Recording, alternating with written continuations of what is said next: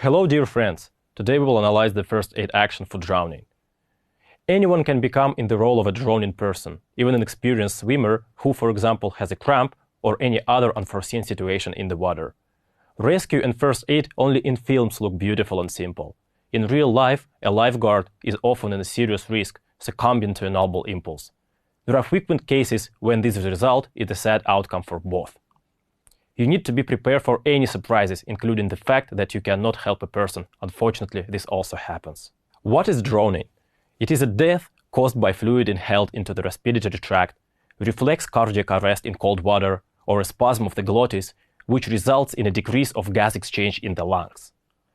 Suppose an accident happens on the water, and you need to provide first aid to the victim. In that case, the main rule is not to waste time, call for help, and perform the following actions. Completely assess the situation and your strength. Always remember that during the rescue, the rescuer's safety is a priority. When removing the victim from the water, make sure that nothing is threatening you. The main rule is not to swim towards the person in front. In a panic, a drowning man interferes not only with himself, but also with the saver. If you swim in front, he will most likely grab you by the hands, by the hair, by the neck, and drag you under the water with him. Therefore, you always need to swim up only from behind. Then, with one hand, grab the victim under their armpits and slowly row to the shore.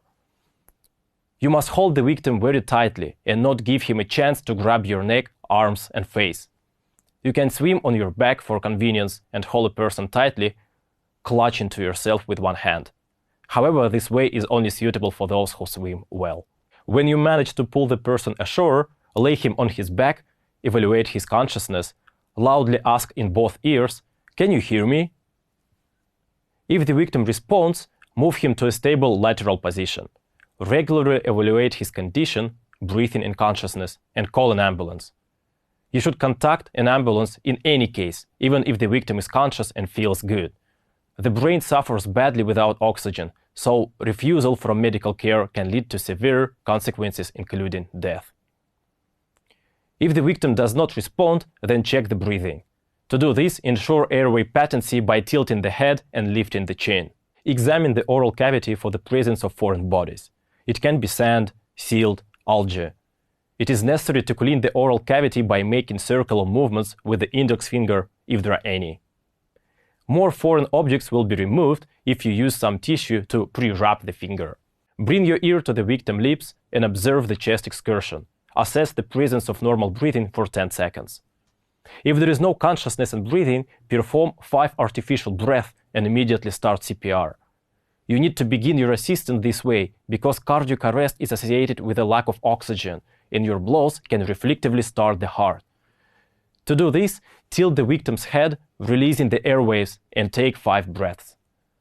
Then open the chest and continue the resuscitation at a ratio of 30:2 until there are signs of recovery or an ambulance comes. If the lifeguard is alone, call an ambulance after 1 minute.